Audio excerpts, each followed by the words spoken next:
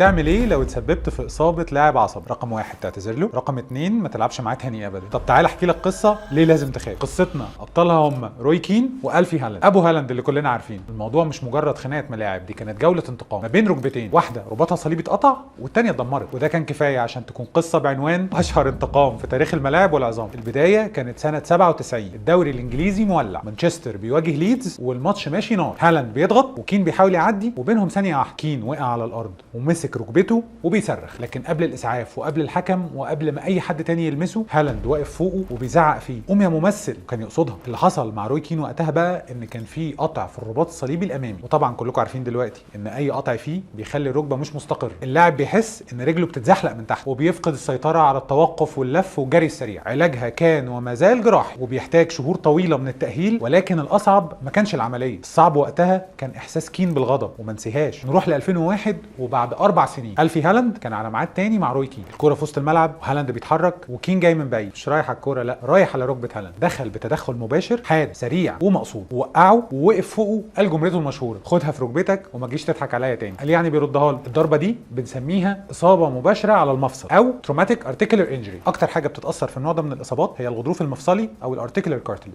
وده الطبقه الناعمه اللي بتغطي نهايات المفصل من جوه. الضربه المباشره دي سببت تاكل في الغضروف، ومع الوقت المفصل بدا ينهار من جوه، ومع غياب الغضروف العظم بدا يحتك ببعضه، والنتيجه طبعا بوست تروماتيك اوستيوارثرايتس او خشونه للمفصل. وللاسف ده ما بيتعالجش ولا بالتمارين ولا بالجراحه ولا بالمسكنات. قصته هنا انتهت بالاعتزال. وفي النهايه هرجع اقول لك نصيحتي الاولى والاخيره، لو بتلعب حتى حجز ساعه وفي حد عصبي معاك، وقف وخد بعضك وامشي، الركب مش بعزق. ودمتم دايما في حركه وصحه.